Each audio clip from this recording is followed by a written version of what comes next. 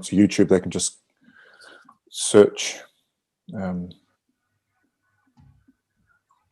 Top Chat 15. Right, setting up your meeting. We should be on. Meeting is now streaming live. To YouTube, they can just search. So hopefully it'll come up like this with people on people's things saying watch live. Yeah, can you just mute that, Callum, possibly? Just because I can hear it coming through the... Great, we're on. Awesome. So I shall get the link and start sending that out as well. Cool. Recording?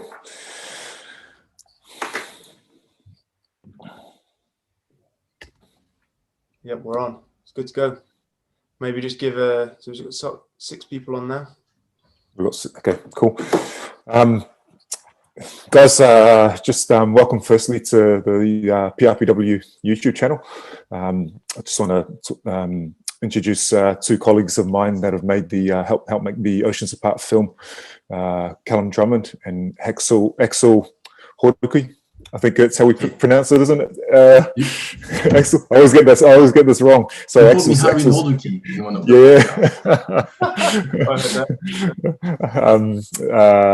Axel's French, obviously. So been an awesome reaction to the film.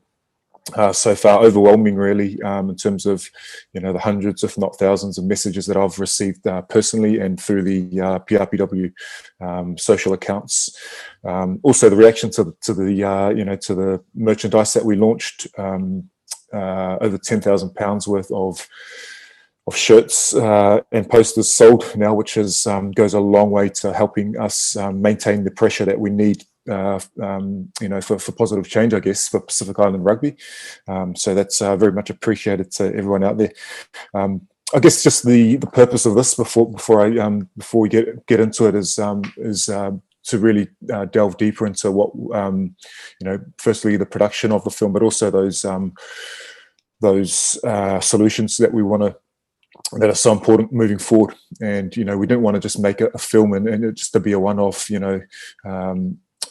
one-hit wonder really, where there was just no solutions provided. It's hopefully just begun. It's the start of a really important dialogue that we can continue for having for the equality of the game, and to provide that even playing field for Pacific Island rugby that we need. I guess that was my motivation for this. I know these guys have probably got different ones, but we've all sort of pulled together to in those goals, which we'll tap into with these guys a bit.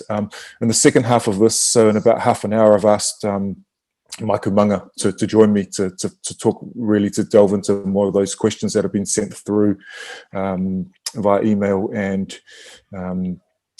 and social, as to some of the questions around the bigger issues facing Pacific Island rugby, but also, we'll discuss some of those solutions that have been emailed through to me as well. So if people are out there watching this, please do feel free to leave questions in the comments section of this video, and also I'm checking my Twitter pages and my email throughout as well. So continue to fire those through if there's anything that you want us to touch on that you feel like hasn't been answered appropriately through the course of this. So again, thanks everyone for watching the film. I think everyone's heard enough of me over the last 2 weeks since it was released. I've done probably about 15 different individual podcasts, and we're actually about to, myself and ex-All Black Tongan heritage player Sam Tuitupa are about to release our own podcast. It's going to be called the Red Carters Club. It's going to be you look out for that at the end of probably at the end of this week. So it's again just to continue building this dialogue that we need to have. We mentioned in the film that Pacific Islanders provide such a huge amount of players to the world game, but you know, a lot of the time people are relying on stereotypes at times of what they, you know, hear of us, because we don't really have a presence in terms of the administration of the game, but also the media side of the game. So it's, again, the Oceans Apart, you know, film, the series, you know, the podcasts surrounding that are all aimed at you know, giving us a stronger presence and really a direction in terms of where that goes. So yeah, without further ado, you know, the first thing is I just want to again reintroduce Axel and Callum as directors of a film. We were all volunteers in this project. We had a tiny budget, £10,000 to work with, and that was just donated to by a friend of mine, Amo Tauialo, who may be watching this.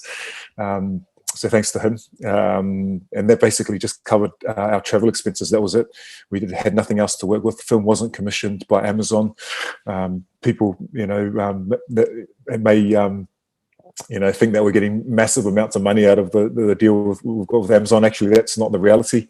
But I'll let these guys tap into that as directors of that. So yeah, firstly, I guess just introducing Axel and Callum. I guess probably makes sense to start with you, Callum, first. Callum, could you just spend a couple of minutes, bro, just introducing yourself and just sort of explaining a bit of your background and why it was that you reached out to me in the first place to make this film. Yeah, well, thanks, Dan. As Dan said, my name's Callum Drummond, and I spent on and off the last 8 years living within Fiji, and just grew to absolutely love the Pacific right from that first moment. I went over there with a volunteer project and an organization called Think Pacific, and just had the time of my life and thought, these people, the Pacific, the way of life and the values that they hold, just, and it sounds cliche, but it really did just change my life right from that moment. And as I left the island for the first time, I thought, I just want to be able to do something to help this kind of island and new adopted family that I've gained there. And then over the years, I kept going back, but I was seeing the challenges that people were having when trying to play rugby. And following the Fiji rugby team, you saw the highs, the lows, the areas in between, and then just thought that there must be some way that I'd be able to do something to contribute towards this. And in 2016, I bought a camera, and then from there watched as many YouTube videos as I could, trying to work out what to do and how to do interviews, how to fly a drone, how to get all sort of shots that actually look good. And I made my first video for Think Pacific in Fiji. And then after that, just thought, I'd love to make videos for different people. Like, who cares about the money side? I just love to make videos that make a change. And that was the nice thing with Think Pacific, that as a result of those first videos that I made, that more and more people started going to Fiji.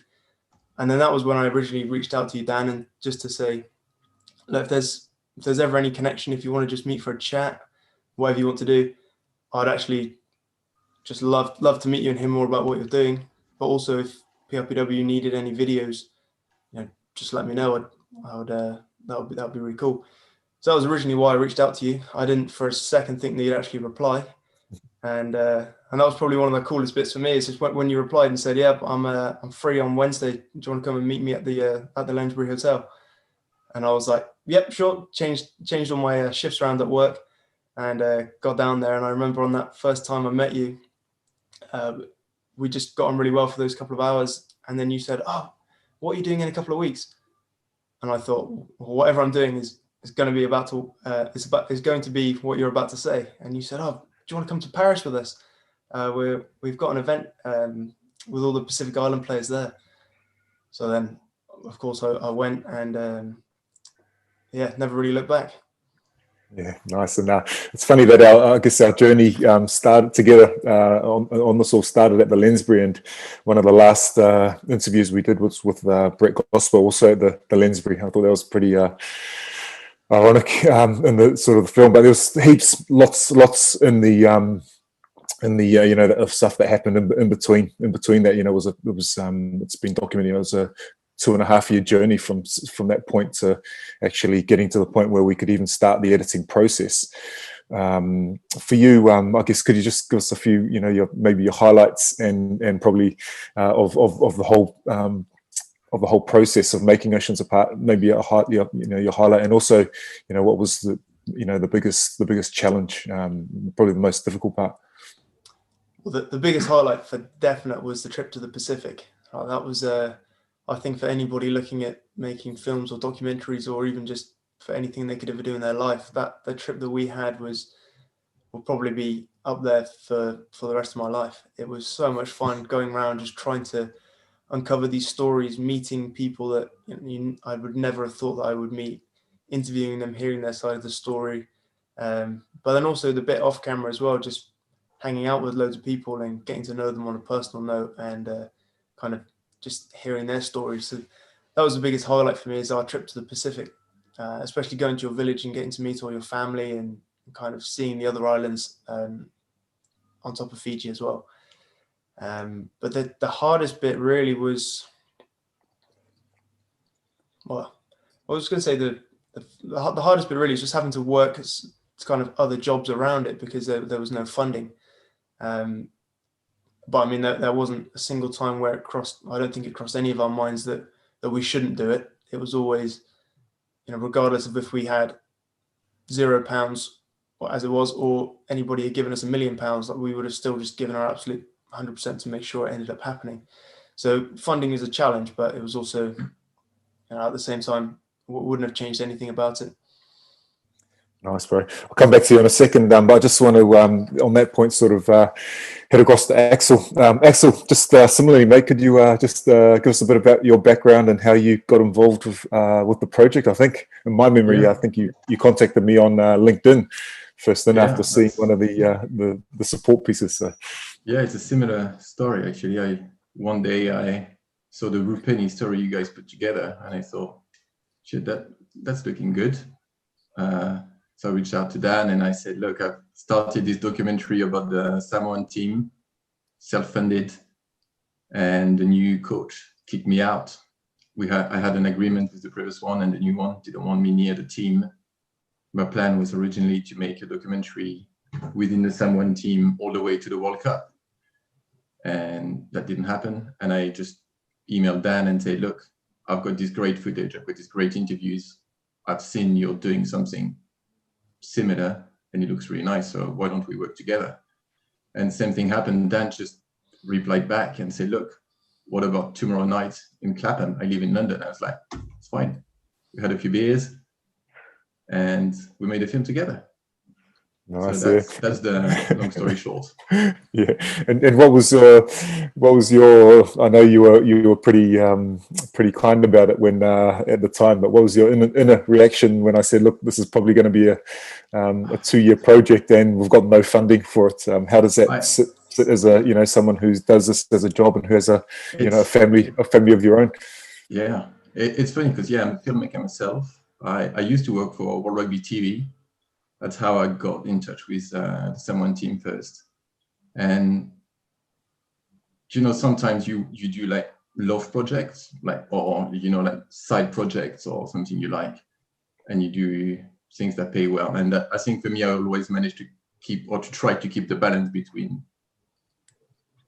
like paid projects and free stuff that I can actually enjoy doing. And this is one of the projects, and I'm so glad we did it. I'm not a massive rugby fan myself. I don't know much about rugby. I've learned a lot. And I think, for me, it's all about the stories. The stories I heard within the Samoan team, I thought, we really need to tell them. We need to tell those stories. And obviously, working for World Rugby TV, that wouldn't have happened. There's those stories, you can't tell them that. So I think being independent and being self-funded really allow you to just tell those stories, because you can do what you want. You've got no one above your shoulders looking at you and say, like, please don't do that. You do what you want. That's good. I think that's part of the reason that it ended up working, because when Dan and I were doing it by ourselves before, it was, Dan obviously loves rugby, I love rugby, and it was very much, we were looking at it only from that rugby viewer's perspective. Whereas then when Axel came in, it was, right, actually, Dan and I being too specific about certain areas that people may actually watch this and go, oh, this is only for rugby fans. Whereas then when we started working as a 3, then it's actually, we need to try and make this as much as we can to be able to fit everybody, which hopefully. I think for me, it's always been kind of the key point is like, it has to be accessible for everyone. I want to be able to watch it with my wife, and she's going to enjoy it as much as I enjoy it. And then still, obviously, it's a rugby film. Everybody knows that. But I think the emotions come from the stories of like the people, because you can relate to the people. You can just relate directly or indirectly. But I think for me, that was one of the key elements of the film. Yeah, and on those, touching on those emotions, Callum, back to you, bro. What was going through your head, and what were your emotions at the time when we're in Samoa? We're outside the Prime Minister's office, and his PAs come across and say, "Look, he wants to speak to Dan by himself, and yeah, he's not going to he's not going to do the interview." Can you just give us a bit more of sort of a background story around that, and then I'll see if it matches up with my memories. well, from the moment we got to Samoa, as you see in the documentary, we had no idea whether the Prime Minister would actually agree to even do the interview. And then as the days went on and then it was able to be confirmed, it was then, right, how are we actually going to do this? What's going to happen? Is he actually going to talk?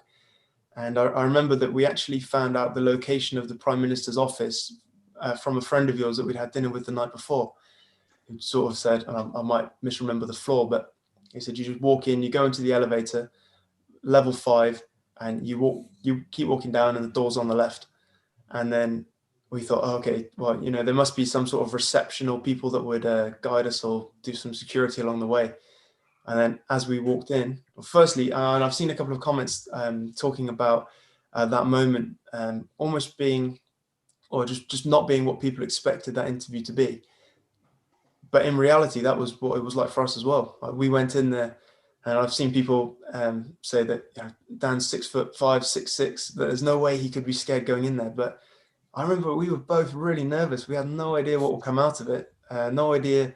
I remember when we flew into Samoa, there was always that bit of, or at least I was thinking, oh, what if Dan doesn't even get through the customs border because of things that he said about the Prime Minister recently. But then, yeah, so as we got in there, as you see in the documentary, we just walked straight up to the door of the Prime Minister's office, knock on the door, and it was kind of that moment where, is the Prime Minister going to just be sitting behind this door that we're about to open? And then as it turned out, you then went into a waiting room, but it was kind of crazy that you could that a country's Prime Minister, you could just walk straight up and knock on the door of his office, which was really cool. But then as we went in, as Dan and I sat in the waiting room, it's always a nervous wait, not knowing what was going to happen. And then as the secretary came in and just said, "Oh, Dan, the Prime Minister would like to speak to you," I remember we turned the microphones off because I was desperately trying to turn them back on in order to listen to the conversation that was going on, because I thought you'd just been taken away. I had no idea if I was ever going to see you again. Maybe no one would ever come back for me. And then I was just thinking, who knows what sort of situation we've got ourselves into. And then that was 15 minutes or so later, they called me in. And that's when I went in and knew the Prime Minister were really sort of seemingly smiling and positive. And I thought, wow, this is very, very different to how we'd expected it. And then as we sat down, that was the moment then when I think you asked the first question, and then the Prime Minister then proceeded to read out the following questions himself and then answer them himself, which, I mean, worked out well because, as with the rest of the documentary, we didn't necessarily want kind of you to be confronting people. It was almost just presenting people their own opportunity to have their own platform to tell their story. But it was just that moment where you and I sat behind the camera, as I was stood behind the camera, you were sat down, and then the Prime Minister's 2 secretaries were stood off to the side of the camera, kind of probably also worried as well whether he would be saying the right things. But as it turned out, it was kind of that strange moment where you and I then left the interview just thinking, what's happened? Is the Prime Minister friends now, or have we just been spun around? And it was kind of a really, really strange feeling. Yeah, so many awesome memories. I think that was probably, to answer that question, that was targeted at all of us. What was the most difficult part of this, of making this? I think that was definitely the most difficult interview, just because of, I think when you make a film, everyone expects it to be hard hitting, and as the presenter, people, you firing back quick fire questions and really holding them to account. That just wasn't possible in that interview. Basically, we went in, and he said to me, "Look, the only way I'm going to agree to doing this interview is if I read the questions to you off this piece of paper, and you basically will sit there and not have any dialogue with me. I'll just choose the ones," and I had to email him the questions 24 hours beforehand, and basically he just had a list of the questions in front of him that he wanted to answer.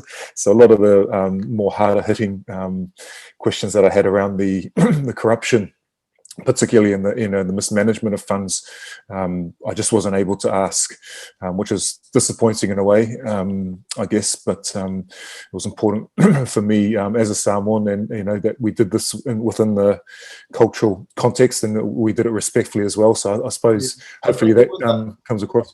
With that as well, you presented the report, and you had that report which proved the evidence of the money being mismanaged. And then within the Prime Minister's interview, he said about the 4 years of clean accounts.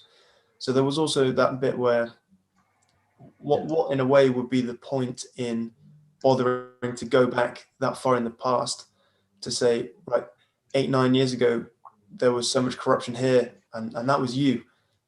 Whereas if he's just said, well, we made mistakes, the last 4 years, we've had clean accounts. It's almost that bit of how far back do we go? At what point do we then say, right, let's move on. They seem in a much better position now, and what's the point of trying to kind of start arguing or fighting with the Prime Minister rather than going, actually, definitely, yeah.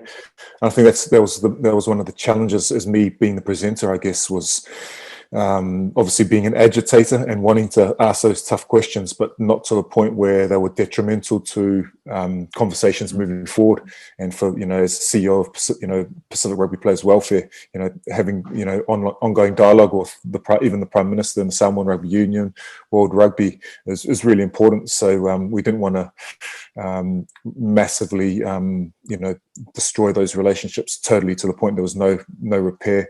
They weren't repairable for moving forward. So I guess I'll get into that a bit with Mike later on as well.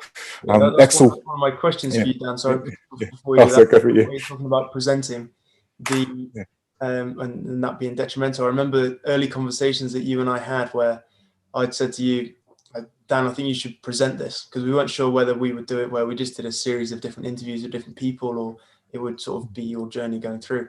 And I remember at one point you just saying, "Oh, Callum, I don't think I should present it.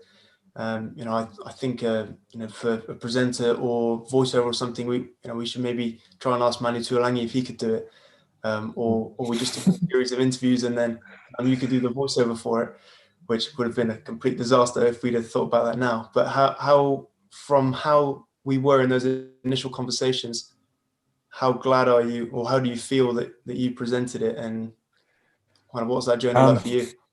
I think, I'm glad in the way that if you're going to ask people to be the first over the wall and know that they're going to take the bullet, you got to be able to do that yourself. So you got to be the first to stick your head through the glass, I suppose. So to ask other people to do that would have been probably quite tough, in the sense that you want people to be vulnerable. Going in and asking my dad to do an interview, knowing that generation of Samoans and Pacific Islanders are very very humble, shy, not front. Even then, that's had an impact on me. I was so out of my comfort zone when it came to sitting there and recording, and my voice is naturally pretty monotone. So to try and get some life in it, I felt so conscious all the time about doing that sort of thing, asking questions, being on camera.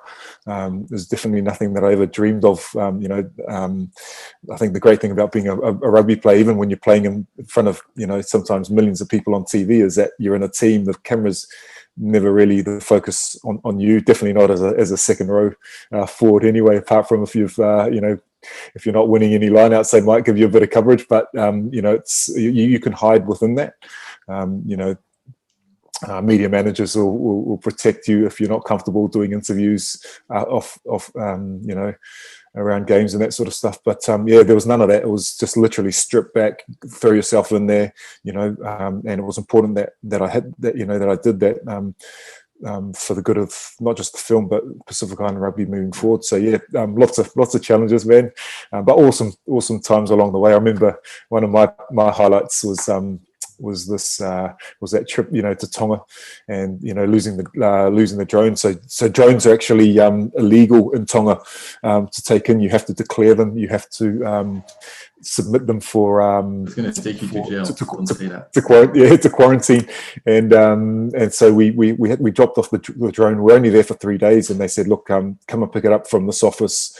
It should be cleared in 2 days' time. So we thought, at the very least, we'll be able to do 1 day worth of drone footage before we left, but it was unbelievable, the journey to get that drone back. We probably put about 4 or 5 hours into emailing, trying to find out what it was. We'd turn up to offices and they hadn't heard of it. We ended up trekking around the whole island at times. We actually filmed the whole thing as well, so we might release it as a little bit of a behind the scenes. Write the piece of paper, because the only reason we got it back was because as we turned up at the office in the end that they told us to go to, we turned up and we could see the drone in the office, and we're like, oh, this is our drone. And they said, okay, so you just fill out this form. The lady to approve it is on lunch. So if you just filled this out, and I remember you writing down just all this information that you had no idea about, which was like battery life, drone specifications and all that sort of stuff. Yeah, and then, it was just a crazy journey, wasn't it? Basically, what I worked out is they wanted to keep the drone. The custom officers, just wanted to muck around and keep it for themselves, and they were just throwing every excuse in the book to, for them not to give it back to us. But we eventually got it and got some great shots. So there's some fantastic times. I just want to touch on this question quickly, Axel. Particularly to you. You obviously came on after all the after those trips were done. You didn't make out to the Pacific, unfortunately, yet. Hopefully that's coming up in future. You touched on it earlier, the fact that there are limited amounts of jobs, and you worked for World Rugby TV before. Obviously this film is quite controversial. Are you worried about the way that we or yourself as a now and Tusitala Films, the production company we set up, that we might be seen a bit as anti-establishment, and how that might affect you moving forward, getting jobs and us getting jobs in rugby?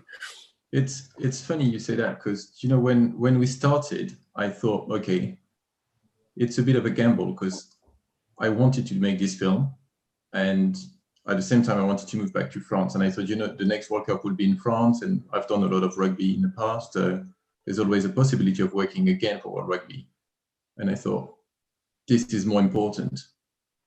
And since we released the film, it's funny, because I got 2 messages, one of them from actually more than that now. But one of the message I got was from someone who works for World Rugby, still there. I'm not going to say his name, but he just said, well done, it had to be done. And it's like, I think that's quite important. People know within the organization, World Rugby, that something's wrong.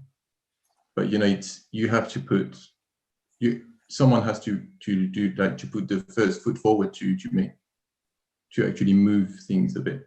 And I thought, I didn't work actually for World Rugby itself. I worked for an external company, but I think it has to be done sometimes. It's not about yourself; it's about everyone. And I think that's what I don't really like the word of when people say I'm doing it for I think for me it's about looking at the bigger picture, and I think that's what's important. It's not the relationship I might have or might not have with World Rugby or anyone in the future. I think it's doing what you think is right, and I think that's what we've done. Yeah, and obviously, people see me because they is sort of on the film, sort of asking these tough questions of Samoan people, of our own cultures. You as a Frenchman, and some of the stuff that's come out recently about Bernard Laporte as chairman of the French Rugby Union, obviously. And the influence that he holds there, not just as a rugby administrator, but also I think as a politician. I think he's been the top guy in the sport. How did that sit with you? Did it ever cross your mind that it could be problematic for you going forward as in the future?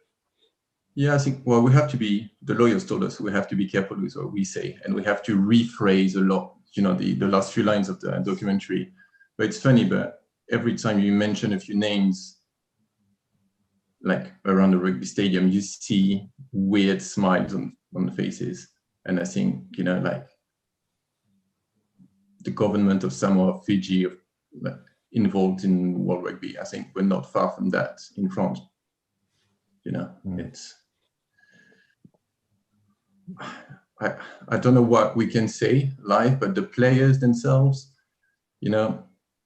like the journalists I've spoken to, they all say the same stuff. So I don't know. It's for me, there's something in there, but another documentary.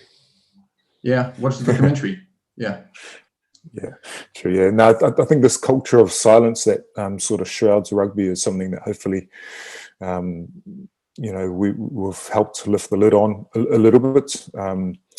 It is, at times, it does feel a bit like the old boys club. So hopefully, the film does in some ways. I think it was all of our inspiration was to encourage dialogue around that, and just not, as we said, taking back control at the start, taking back control of that, and actually adding to that in a way that independent filmmakers or journalists can come on and add real value.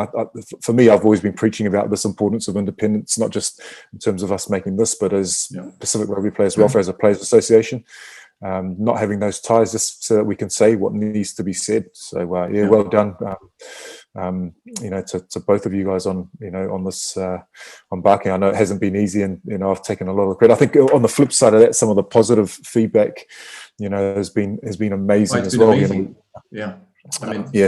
Even from within that establishment, I've had a few messages, just don't know if I've forwarded to you guys yet, from people within the RFU still working there now, who've just personally contacted me and said, look, amazing film, and actually that they're embarrassed about some of the the decisions and the actions of the governing bodies, even the ones that they work for, and they want to be part of that change from within. And I think that's a key thing as we move into the second part of this Q&A is how people can jump on and support. But massively, I just want to credit you guys both, because it's I know you guys have been there's been interesting conversations between the three of us, and just how what the wider impact of this will be on not just Pacific Rugby, but also on individuals, you guys, your families, as an Englishman and Frenchman, it was I think we all did a pretty good job of turning the gun on ourselves as well when we had to make it to make it credible, I suppose. I think the nicest bit about the feedback from a filmmaking perspective is that the amount of people that have either assumed that Amazon have commissioned it, which is always a compliment, and also the amount of people that think it was kind of shot either by a larger crew or a crew with a huge equipment. Whereas for those that are interested in filmmaking, primarily the majority of the documentary was shot in a Panasonic GH5, and then Axel, I can't remember which camera you have, Blackmagic something. Yeah, Blackmagic Pocket. Yeah, it's and so I mean they're decent cameras, but they're not the kind of camera that you would generally see being made onto a screen on Amazon or the main camera within a documentary. But I think this is all of that. And sorry. sorry, I think this is one of the key elements of the film as well. Is we get into cars, we get into like the buses, we get into changing rooms, and you can't really do that with a big crew. You can't just turn up in the Prime Minister's office with like 5, 6, 7 guys and start filming, because you need half an hour to set up. Yeah, and I think also where it was just, for example, because it was only ever one of us filming the interviews, was that with doing that, you get the chance to meet the person before. They feel a lot more comfortable and relaxed with actually, all right, this isn't sort of big flashing lights everywhere with huge cameras and people trying to come and expose my thoughts. It's actually Dan, who's come across very reasonable, and hopefully they also think that the cameraman that they have working within this project, and I'm working with Dan, actually comes across all right as well. So I feel that was a key thing for me, especially when it was guys who are from the Pacific Islands who are probably haven't been at times been on camera before, or just aren't comfortable in that context. Again, to use the example, my dad, probably the best one, he just would have, if I turned up there with all, lights, sound technicians, all that, he wouldn't have been comfortable. It would have been, we would have had the whole village following us around, because it would just been this mass hysteria, whereas we were able to go in there and film in Dad's village, just me and you, Callum, relatively sort of unseen. So you could actually get, and that's, I guess, the worry is when people do make films on the Pacific Islands with these big crews, they come out amazing, in terms of the quality, but are you getting an authentic picture of what the Pacific Islands are actually like? It's or is it so just I'm reading questions we received at the same time. So there's one. So thank you for the Pacific Islanders' wives and partners, because I think the first time I met the Samoan team, I spent 5 or 6 days with them, and they welcome me just like a brother. They called me Uso by the end of the week, so that's brother. And I think I'm still friends with them. We text and stuff like that. So I didn't know them before, and I still get messages, and I think the story they told me, it was their wives, their families, and I think we still get the support because most of them can't speak out publicly, but we know something's happening, and I think that's very positive. Exactly. What was I going to say? And just before we bring Mike in, I just want to talk about Tusitala Films, the productions company that the three of us set up, basically to launch this, to launch a film onto Amazon. Professionally, you have to have a productions company. They don't just take films from individuals. So we've set up Tusitala Films. Tusitala is the Samoan title name that was given to Robert Louis Stevenson, whose grave Callum and I and we actually visited in the film Oceans Apart, and it's it's a Samoan title name that was given to him, and it means storyteller, great storyteller in the Samoan language, and so that's the inspiration behind Tusitala Films. I guess just before we bring Mike on, what are your aspirations for future projects, guys? And is it just for this one off, or is there more in the pipeline for Tusitala going forward? It's just I think I think the reason I've enjoyed this so much is that it's been all about the end goal of what are we trying to achieve. I mean, I like filmmaking, but I don't want to sort of nerd out on all the stats and specs and all that aspect of it. I really would love to, as we've done with this, focus on storytelling. How can you make something that's compelling, that's honest, that makes people want to sort of stand up and fight for something? I think for me it's all about stories. That would be awesome. When we're looking for names for the production company, it's funny because we worked in random places, on this table, on my kitchen table, and in Dan's shed or office, in a hotel, daytime hotel in Clapham, and we looked at weird names, we loved that, and then I think Dan just said Tusitala means storyteller. Just like, it's done. We're telling stories. I think that's what we're doing, and I think it's just telling stories and trying to change the world. And if we can do that, I think the good thing is now that because it was very much, I like to think that the three of us very much worked together in order to craft everything and craft a story. But if you were to look from a productions team now, is that all three of us really directed it, all three of us produced it, all three of us really did everything. But then we just called ourselves producers and directors. Yeah, because we were looking for fundings and for commissions. I can see people like, why didn't you pitch it? We pitched it to everyone. Nobody wanted it. Yeah, that's true. It's because when you say we're going against World Rugby, people are just like, yeah, we can't take a risk. I think that. Yeah. And that was the challenge kind of at the beginning, where with a few people that we spoke to, there's potential, but then it all fell through. And largely that was because of we'd lose the independence, where people would say, oh, there's a chance that we could get involved, but we'd want final say over the edit, or we'd have to change this part, or we can't talk about this and that, and we all kind of got too hard. And right from the beginning, I remember, Dan, I said to you, look, Dan, your story is really compelling, and what you're doing with PRPW is amazing. Should we set out and make a documentary? I've never made one before. I probably can try and figure out how to do it along the way, and we both did. But there was that moment where I remember saying to you, I don't want any money for this. I just want the story to be told. And then that was when you were like, right, let's do it. We didn't have anything to lose. Whereas, because if we'd done it where there was a time frame on it, I mean, we were ideally planning to get it launched before the 2019 World Cup. And if we had been commissioned, we would have probably had tighter deadlines. Whereas if we'd have done that, then the documentary wouldn't have been in the same place. And we wouldn't have had some of the interviews. Yeah, and just the natural development, things that happened, like the thing with the World League and that starting, that was then a key part. And if we'd have ended up getting the documentary out around that time or before, we wouldn't have been able to add it to the story. And I think that independence, and also just the bit where we weren't doing it for money, hopefully comes across, that we just tried to get all perspectives. Because I've seen a very, very few comments, but a couple that have said, oh, the documentary isn't, it's one-sided.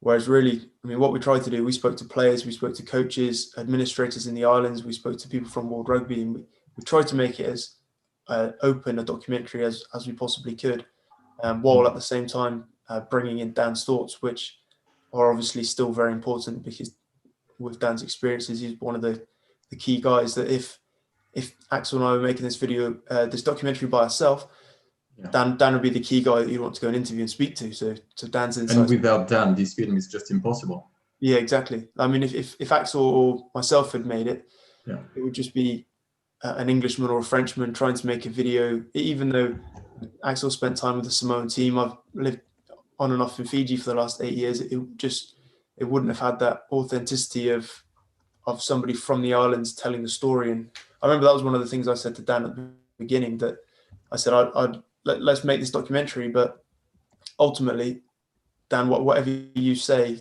has to go, because this has to be the Pacific Island story told by Pacific Islanders, not from somebody who likes to think he's a Pacific Islander. Yeah, and I think that was key to the integrity, was just having a small team. We could keep that really tight. I think the risk is, the bigger a team you have, the more control over that you lose, particularly when money's involved, sponsors, commissions and all that. So, it is pretty much as authentic, I think, a film as you could hope to watch. And I think everyone worked as well for us, because we asked a lot of favors, and a lot of people did stuff for really cheap or free, next to nothing. And that's I think that really helped. But we could have done without most of the guys. Definitely. Dan, before we let Mike in, he's in the waiting area. Should we just there's a couple of questions that have come in before we move into the solutions type section. Cool. One's from the Good, the Bad, and the Rugby. It said, which legend that you interviewed you have most fun chatting with? Brackets, Haskell is not a legend, so I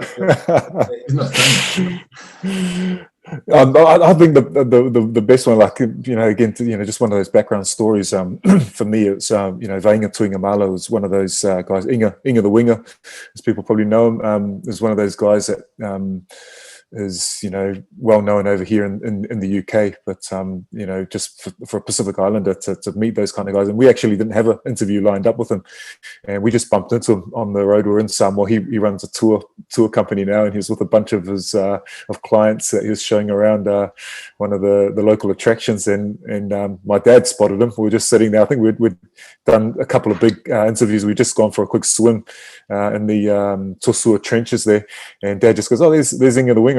We just literally walked up, and I said, "Oh, mate, is it all right if we get a few words with you?" Not knowing if they'd ever make the film, and it became, you know, one of the, you know, some of the stuff that he said, you know, we actually, you know, use, and it was some of the hardest hitting stuff. So for me, that was, you know, that was just the classic, and we had so many times out there where just, you know, being in the right places at the right times. And you know, I was actually in Callum and I were in New Caledonia when Brett Gosper came back. You know, saying that he could do the filming, and so literally we had to fly back. You know, we were looking at our watches every hour of the flight back, wondering if we were going to make it back. You know, on a 16-hour flight back from New Caledonia in time to be able to my house to get some kit. Yep, and straight there. Yeah, that's right. And so. Yeah, the timing of all of this was pretty special, you know, and you know, I think we definitely had favor. I'm a spiritual person. I think God was on our side, and you know, he was smiling on the production of it. But well, yeah, that's mate, what I like about Inga's one, because if you and I had just been swimming, and then as we got out and we saw your dad, that was when he was like, "Oh, Inga's over there," and you and I stared at each other like, "Oh, he's in the middle of a tour." You and I are both stood in towels. Like we have the camera and the microphone in the bag, but is this appropriate? Yeah, and then my dad, like, you know, like my dad is, there's a tradition in Samoa, like if someone helps you out, you have to offer to help them back in return. So my dad was like, because my dad had seen us pull out the cameras, and he was like, "Okay, he's helped you out now, so you need to give him some money."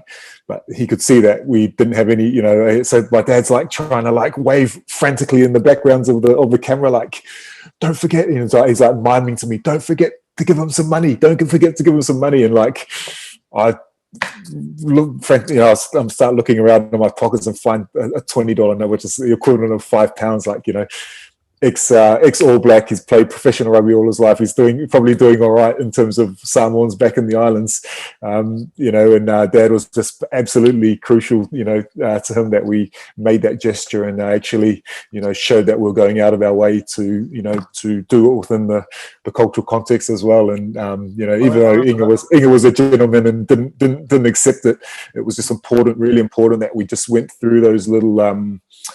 Yeah, as I say, those little cultural norms to make sure that it was, you know, we got, you know, and then I think that's probably why we got the favor, you know, as I say, God's favor in the end, because we didn't try and shirk those little responsibilities. Yeah, I remember that, because I remember your dad, as we were leaving, and Inga was still on the middle of his tour with a couple of tourists that were waiting for him, and Inga had sort of, your dad had reached around his back and was sort of hitting into you, going, "Dad, pass me the money." And as I was behind, and then you just saw you like slip the note out of the pocket behind your back, your dad to take it, and then try to put it in his pocket. It was so funny. So yeah, good times, guys. I think on that note, we'll just add Mike into the conversation, because yeah, massively important that we get these. So the way, Mikey, Talo Fuso, how are you? Good. Really well, bro. Really well. Yeah, mate. Not a lot of sleep for any of us in the last sort of 2.5 weeks since the release. Trying to respond to as many of the messages as I can, particularly on Twitter. But still filtering those through, man. But exciting times, I think, not just for the film, but for the organisation. For those that don't know, Mike is my fellow director for Pacific Rugby Players Welfare.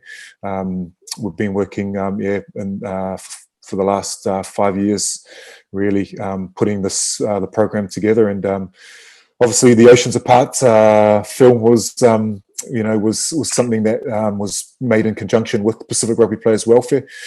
So yeah, awesome to have you, Mikey. Thanks for joining us, bro. Yeah, I guess just as a sort of with your PRP, well, as a former player yourself for Samoa back in the 90s, and with a son who's now qualified for England, bro. What did you make of the film? And obviously you were a part of that process, and you'd seen a few edits along the way, man. But when you sort of saw the direction it was taking, what were your initial thoughts? Thanks, Dan. And as per usual, always a pleasure to be a part of such a honourable organisation. But I think the snippets really set the scene for the documentary. But the stories and issues have always been there, and it's just nice as a player, a former player who has encountered some of those issues as well. Back in the 90s, for it to finally be put out on a wider scale. That's certainly. From all the feedback that's coming in, it certainly hit a nerve, and which was, as we spoke about along the way, was the point of the documentary.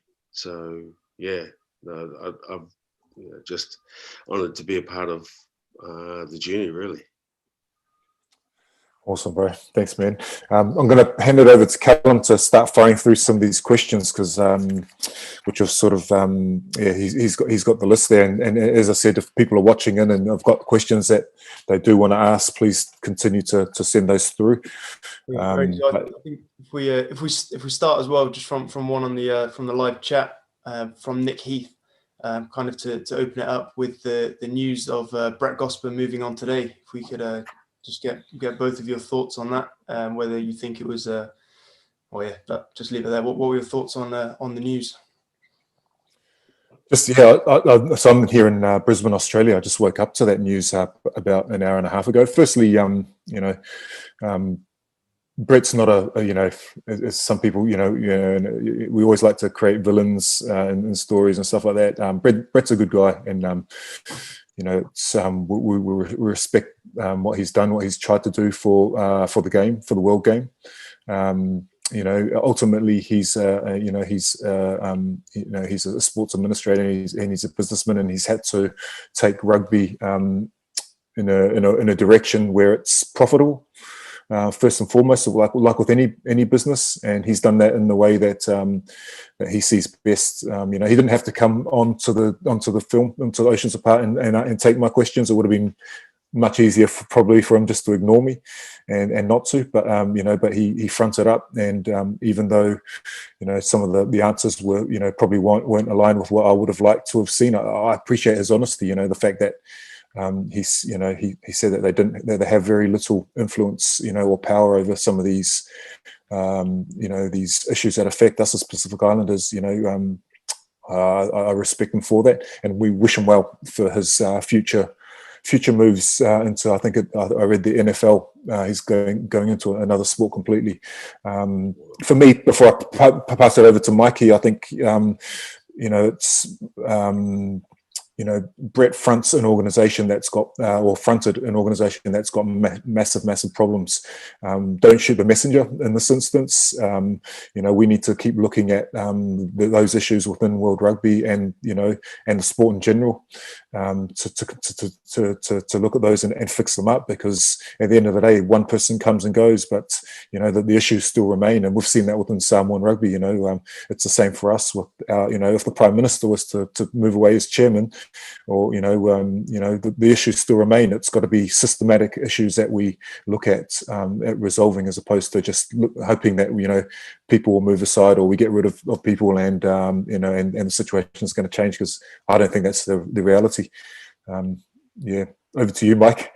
I think from the kind of dealings we've had throughout the course, World Rugby is a big organisation, but I think the answers pretty much tell the story of where he's at, and how I think it came out that he's pretty much hamstrung, you know. There's, you know, as the documentary also alluded to, there's still no solutions to a lot of those questions. And he's only one man in a big organisation that you know has a lot of committee members, and a lot of it's you know, done by committee. So for him to put himself as his neck on the block would be quite tough. And it's a thankless task, really. You know, the more time we've got to know about Brett Gosper and World Rugby, you know, the more, you know, the pressure must be huge. You know, when you're talking on a global scale, those kind of things. Yeah, you can imagine the pressure that's on him as the CEO. But like you say, the perceptions, the initial perceptions, you know, to what they are now are very different. But it'll be interesting to see, you know, who his replacement will be. Will they have a different outlook on things? Yeah, hopefully, and hopefully now might be a good time that pressure could be, well, a dialogue could be formally started with World Rugby that could then hopefully allow those types of issues that we spoke about in the documentary to actually start to have some change. And that's one of the next questions here. It says, what 3 things would you like to see happen as a result of the Oceans Apart film? Geez, 3 things. I think now with this news of Brett Gosper's resignation, I think that's got to be one of them. You know, maybe seeing a process by which his replacement isn't just appointed on the fact that, you know, we're going to make this sport as profitable as possible, but actually having part of the criteria, you know, their application criteria, looking at you know, the next CEO coming in, what are their plans around developing the tier 2 and 3 nations, and how are they going to affect that change? Because you know, it's a great opportunity to have someone on board, some fresh thoughts, someone with you know, fresh ideas that is going to look at you know, growing the game to the point where it's not just you know, an organisation that, you know, largely we've seen over the last 5 years since we've been set up is maintaining the status quo. You know, there's an opportunity for that. So maybe that's probably at the top of my list, given that, you know, the conversation we just had around the vacancy of the CEO position, is seeing somebody good, you know, and the right person come into that role.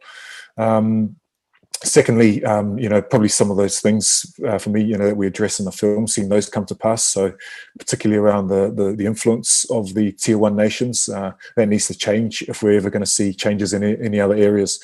So the fact that, you know, that the eligibility laws have to be vetoed by those top nations who, you know, whose best interests aren't ever going to be, you know, being accounted for if they allow guys like Charles Piutau and, you know, maybe, I don't know, Manu Tuolangi one day, if he ever wants to come back and play for Samoa, to happen, you know.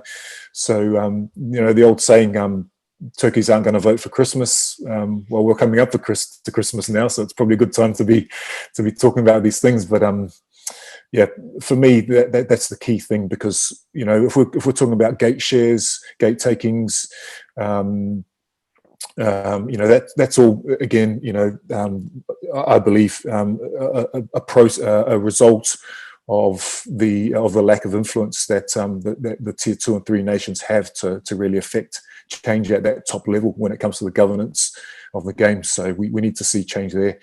Probably thirdly, I'd like to see the you know, some sort of law passed that doesn't allow the, you know, high level politicians to hold office in our rugby unions.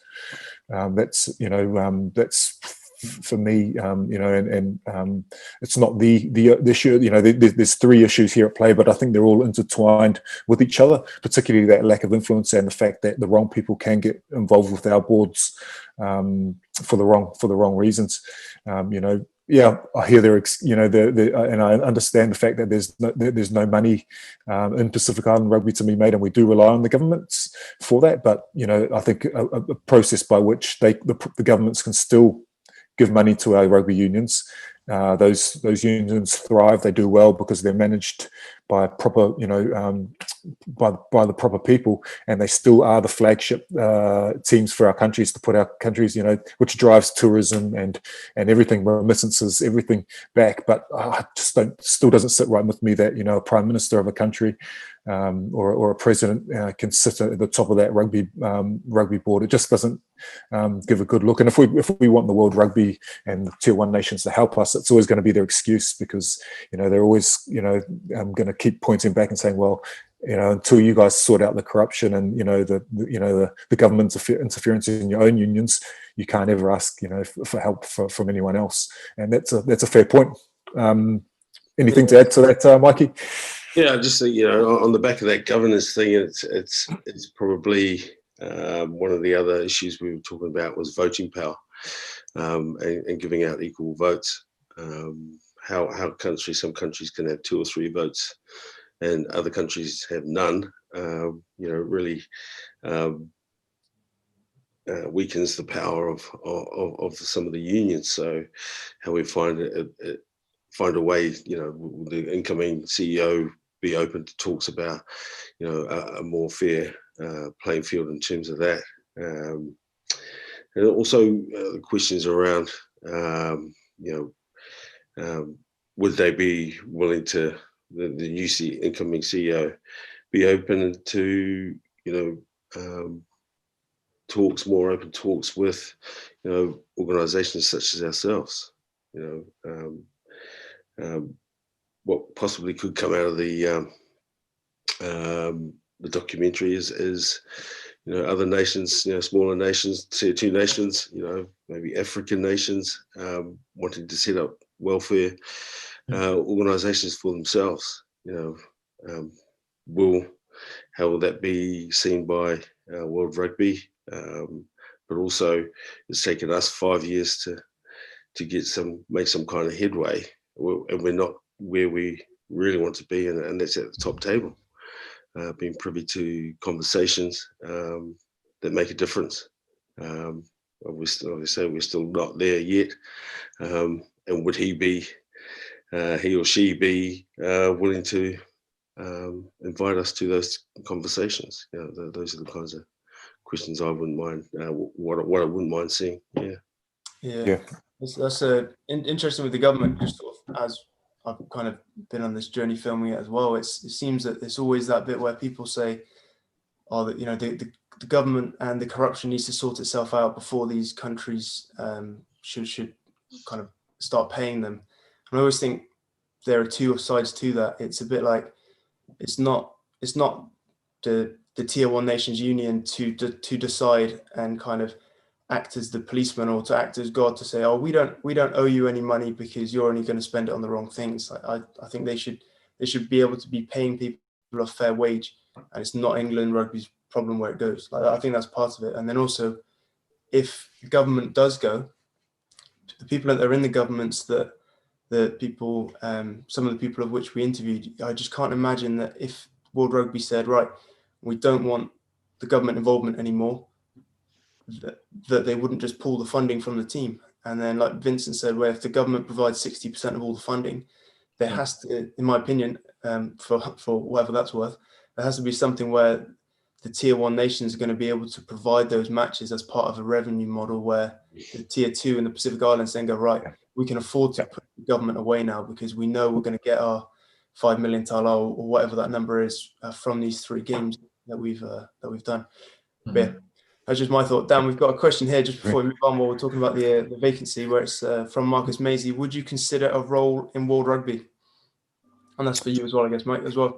Would you and PRPW work in that sense together? I think personally, I think that's what we're, the target of the organisation as PRPW is to try and get representation, as Mike said, at that top level. Now, whether that's me or Mike or a number of one of our board members, we've got a lot of guys who are who are passionate about Pacific Island rugby and development of that, who would fit the role. You know, so maybe it is time for, you know, to see a, you know, someone from a tier 2 nation in that CEO position. I'm not saying it's me. I wouldn't, you know, if you know, I'm probably the most least likeliest of people in the world right now to ever be invited to an application process by World Rugby. Probably secondly followed by Mike, but you know, possibly, you know. You know, hopefully that, you know, that situation can change, and you know, that's what we need. We need to now shift. You know, we feel like we've said some of the things we need to say, but the way forward is actually through positive dialogue now. So at the very least, you know, I think Marcus, you know, we hope that we can be part of constructive conversations going forward with the governing bodies. So again, I'm just reading another question that's come through by Twitter, just asking if we've had any responses since the release of the film from World Rugby or any of the tier 1 nations, and the answer sadly is not. We haven't. So again, you know, and that's basically been the story of PRPW for the last 5 years, really, where we feel like we're, you know, we're asking the tough questions, but you know, too readily, you know, those questions are being ignored, and we need to get to a point where, you know, where they are actually being discussed. Yeah, great. And so if we just move on to eligibility, one of the questions here for Mike, your son qualifies for England and has been raised here. Is it fair that one day he should be able to play for New Zealand or Samoa as well, given England have developed him? That's a question that's come in. Yeah, I think that's, you know, we've even as late as yesterday, you know, we talk often about those kind of scenarios, you know, the wishes and hopes and dreams of a father from New Zealand who represented Samoa. You know, when he was first born, you know, the first jersey I put on him was an All Black jersey. You know, it's kind of what you're used to. But yeah, he has, you know, his mum is English, and he has, you know, done a lot of his groundwork in the UK. But even after all that, you know, I think he, I don't know if he'll agree, but I think he learned, you know, one of the biggest lessons he learned was in New Zealand in terms of his rugby and himself. So, you know, should, just because they've so-called developed him, should they have rights to him? You know, at the end of the day, he's a human being, you know, and free to make his own choices. And you know, that's all you want as a parent, is your children to have choices and options. And he still has those options available to him. You know, he has a New Zealand passport. Just so happens that, you know, he's living in the UK at the moment. And in terms of the eligibility law, if you know, if that was to affect him, then I do believe, Dan, that you know, there was supposed to be a review done by the president and the vice president at some stage. And as like everything else Dan has said, we still haven't heard anything. So again, another one of the big issues is eligibility, and we still haven't heard anything more about it. So, yeah. Well, I think that's. What do you think about the? You hear some people that suggest it should be about where their place of birth. How do you both feel? Because you know you're both, I believe, at least dual citizenship, and how as well as in particular for you, Dan, as well. Like you grew up with a New Zealand mother and a Samoan father. Sort of, do you think it's right that you get put into a position where you have to make that choice? Do I choose my dad? Do I choose my mum? Or yeah, no, no, I don't. You know, if you'd had to play for your country of birth, you know, the reality is that Samoa and Tonga would fall a lot further back than where we already are, because I think of our team in 2011, the last team I was in, at a World Cup, I think 70% of the players were born in either Australia or New Zealand, but we were all proud Samoans, you know, and that's our heritage. That's how, when people ask me, I've lived in England for 15 years now.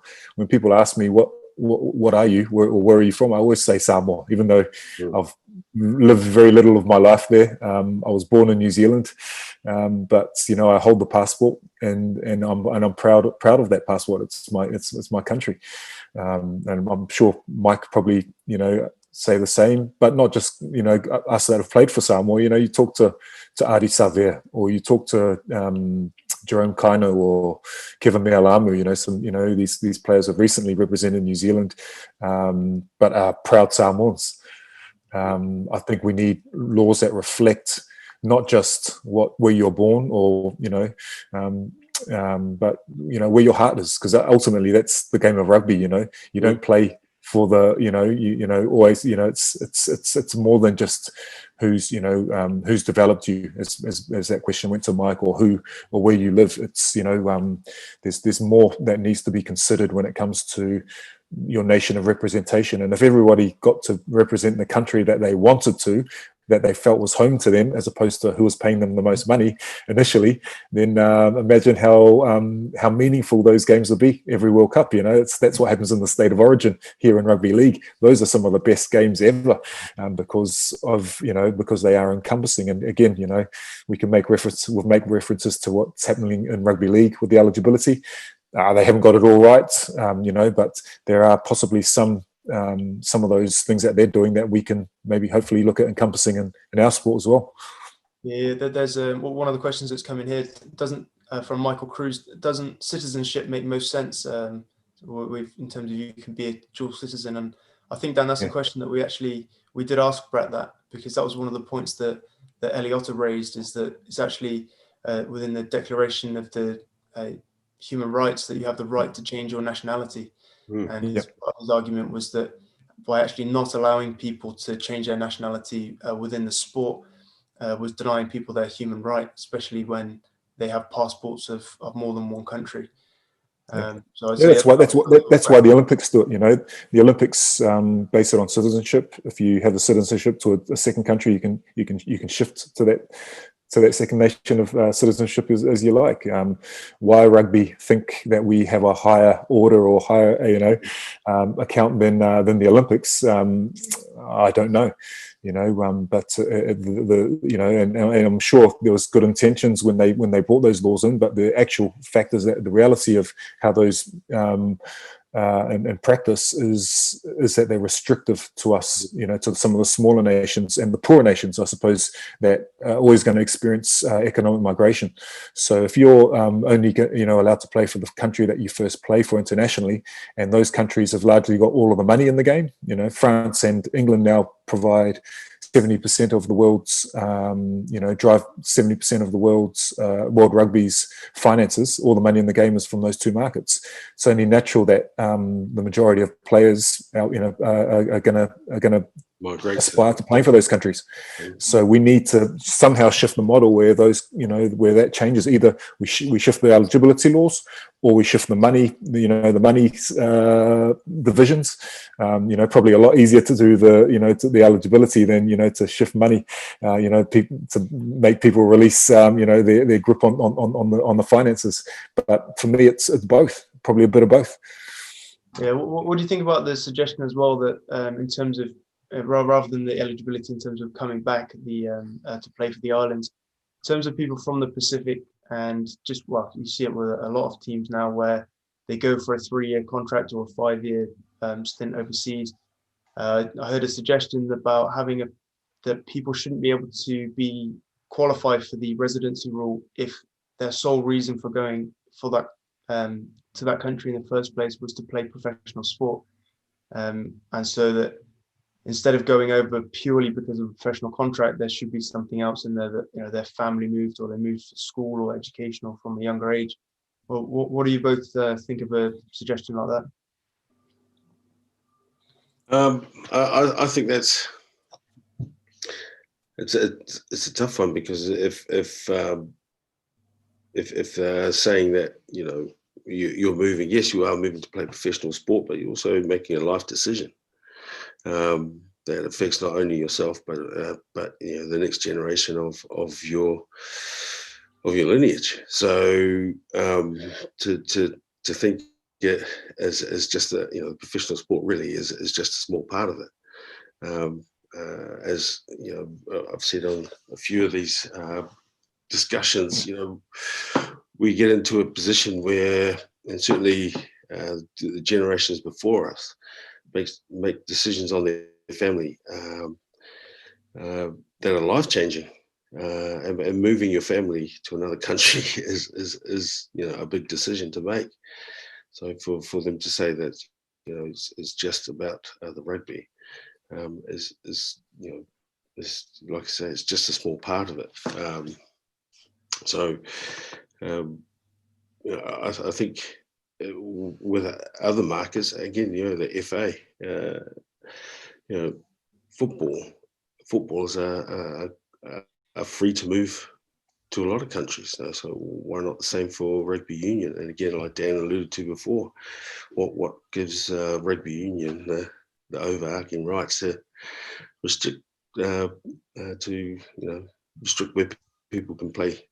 That is so-called the game for everyone. So if there's a market to play in, then the players should be free to do that. Yeah. And in terms of people going back to the Pacific, if they were to have played for a tier 1 team, do you think that if that rule does happen, there should be a cap limit to that? Or do you think that, for example, people that were experienced tier 1 nation players might actually be able to bring a lot more experience and potentially some to enable development with the professionalism of the islands? Or do you think they should I think ideally I'd see no cap limit. Obviously that's with my Pacific Island hat on, but I can see that a lot of people probably, would be uncomfortable with that. So, if there has to be one, I think there's some sensible dialogue to be had around maybe, the fact that, if you have had under 5 caps, you can switch within a 12-month stand down period. If you haven't played for that tier 1 nation, you can go back, and then maybe, for every 5 caps over that, you have an additional 6-month period. So someone like Charles Piatel, who's played 15 times for the All Blacks, will be able to play for Tonga after the 1-year mandatory stand down and 2 6-month periods. So 2 years could be able to be playing for Tonga. And someone with 40 caps, Manu Tuilangi, for instance, is going to have to wait a bit longer than that. It'll probably be up towards sort of 5 years. But sensible solutions are out there if we're willing to get the right people around the table. And I'm just that's what we continue to push for. I'm just reading one of these questions here from Tom Bateman, just to take it in a slightly different tangent. Who's the one person you wish you could have interviewed but didn't? Wow, we mentioned it at the end of the film. I pushed for two interviews that didn't come through. One was with Bernard Laporte from France, and the other was with Bill Sweeney from the RFU. Now, the RFU were massively helpful in certain respects. They allowed us to use a heck of a lot of footage for the film, free of charge. Different services. Which we're thankful for. People. Yeah, we did. But they're mentioning your name. Yeah, it's quite weird because we actually credit the RFU for helping us out, and then at the same time, just a couple of slides before that, at the end of the film, we're saying, that they refused to, they declined an interview. So that was sad, really. I would have loved to have got some sort of representation, because we hear from Gosper, and when we were making the film, we thought, the buck stops with World Rugby, and actually, it was a bit of an anticlimax when you go there, and he's actually saying, look, we don't hold any of the cards, the aces here. You've got to go and talk to those tier 1 nations. So in my mind, it would have been awesome to have got and as I said earlier, France and England being the biggest and richest unions, it feels like that was the missing piece of the jigsaw puzzle. But we didn't get them for the film, but as hopefully, if we keep putting the pressure, we can still bring them to the table, and maybe it's an off-camera conversation that they'll be more comfortable with. But yeah, we need to keep pushing for for those conversations, and we can't just let them continually ignore us and ignore, our players who come over here, as James Haskell put wonderfully, create a spectacle, sell out stadiums, and get nothing for that. That just doesn't sit right. So yeah, that's for me, Tony. That's probably the two. Film too many times. You can repeat it perfectly. Yeah. So with actually some development in Pacific Rugby, what a question that's come in. What do you guys think of the new Super Rugby side, Moana Pacifica, and should they be based in Auckland or Sydney long term?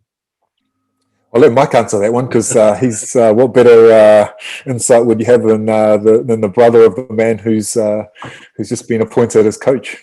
So I messaged him a couple of days ago to wish him good luck, and so he's certainly excited about it.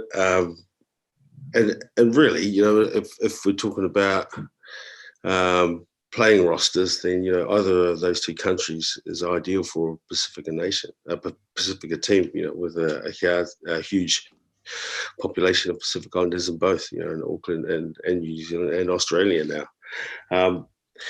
The question really is around what's the team for? Is it for New Zealand and Australian-based Pacific Islanders who are signed to their unions, the ARU or the NZRFU, or is it for the Pacific Islanders, where the players signed to either Fiji, Tonga, or Samoa? And I think from reading the roster, the team that's on there, there doesn't seem. I think pretty much they're all signed to, New Zealand Rugby Union. So yes, it's a great concept, because it's also showcasing the talent of Pacific Islanders in New Zealand. But the link to the islands, for me, I still don't see it, other than the fact that Ramsey Tomakino is the manager and has been the Manusina manager for a few years now. That's the only kind of link I see. Obviously, because New Zealand, Tana's linked to the Blues and the NZRFU as a coach.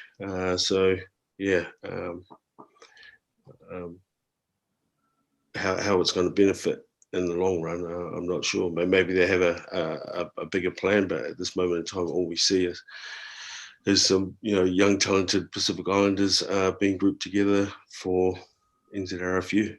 Yeah, well, be interesting to see. And I know that I think we've only got about 10 minutes left, because I know Dan has to head off to work. So just onto the last couple of questions before we round it off. Cool. For both of you, what can the average fan do to support the cause? Oh, yeah, this is really important, guys, because it's important that we capitalize on the that passion and for change that's been that's been garnered, I guess, through the documentary. We're in the process of a couple of things as Pacific Rugby Players Welfare. One of them is putting together a change.org petition, and another is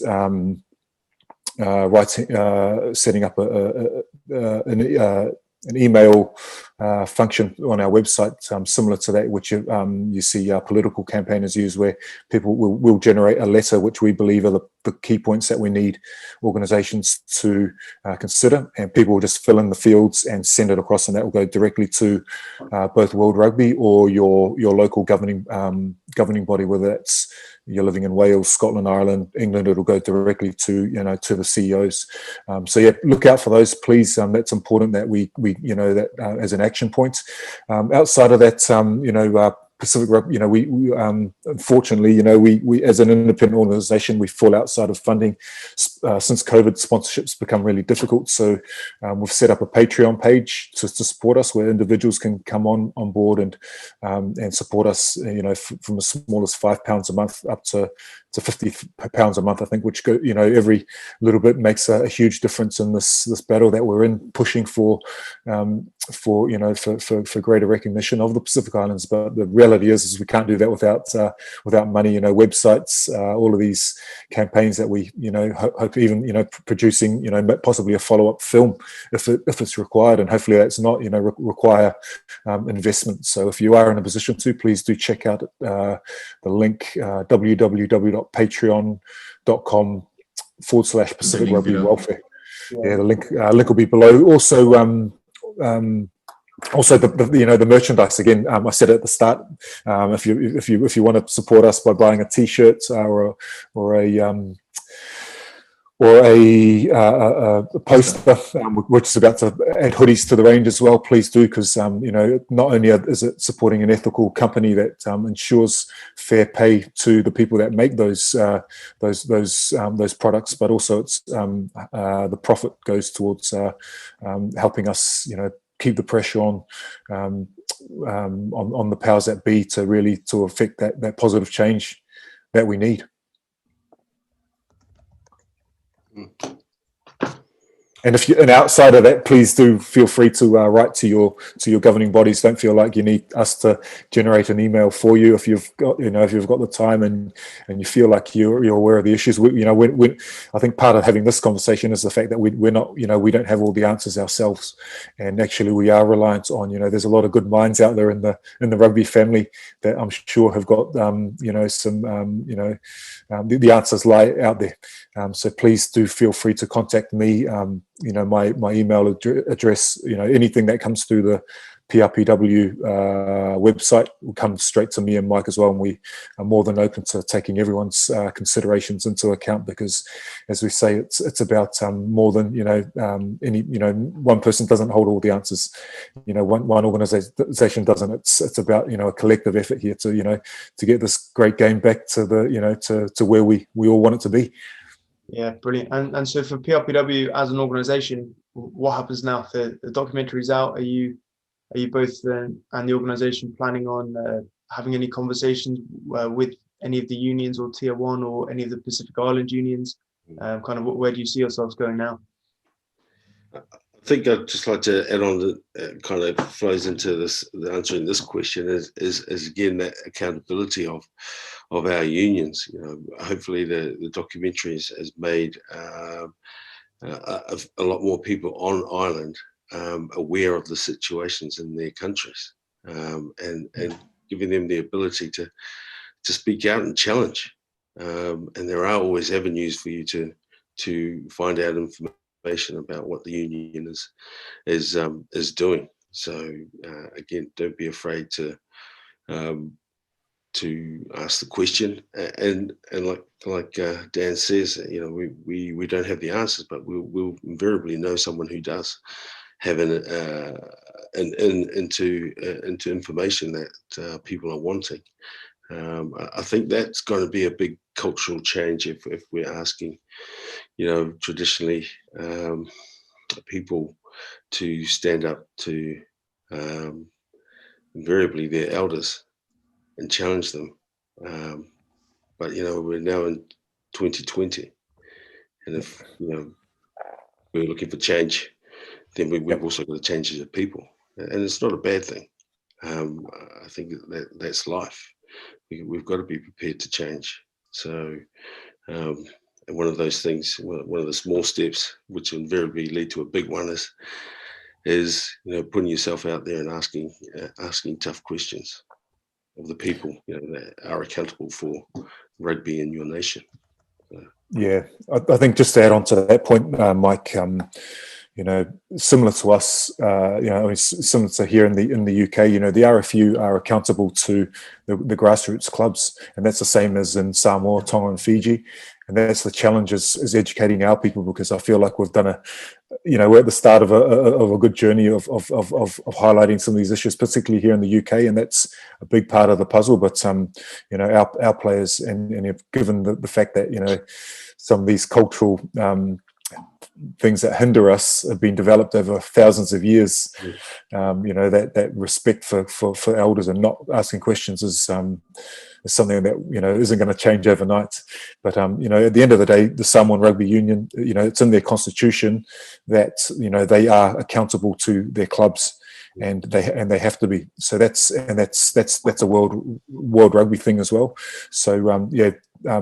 You've got more power in this situation than you think. If you're sitting on a, you know, of your local board at your local rugby club, then actually you're in a position of power to affect these changes. So yeah, again, you know, if you are involved in the rugby community and at a club level, grassroots club level, please do have these conversations with whoever it is that represents you at the RFU meetings or whatever your national body is. If you're in Samoa, Fiji, same thing, to be pushing, you know, because ultimately they're accountable to us and they've got to be reflective of the wishes of the rugby community. Otherwise, they're not doing their jobs. So yeah, there's always things that we can be doing. Sorry, guys, I'm going to have to probably duck out on that note. I've been working back here in Australia since I've returned 3 months ago in the special needs sector. So one-on-one with a child with autism, it's really something different. Definitely a nice change from the rugby scene. But unfortunately, I start my shift in about half an hour. So I'm going to have to duck out this. I feel like we need another follow-up on this, though. You know, there's so much to talk about. We've only answered 10 of the probably 100 or so questions that we've been sent in. So we'll definitely schedule something else. And again, please feel free to send through the email in terms of solutions that you guys may have as well, because we'll definitely follow this up again with a follow-up. So yeah, really appreciate everyone for listening in. Thanks, Axel, Callum, and Mike for all the hard work you guys not only have done but continue to do for Pacific Island Rugby and the development of that. So appreciate it, guys. Yeah, and hopefully speak soon. Okay, thanks, Dan. Thanks all. Yeah. Appreciate it, guys. Well done, Thank you guys. very much.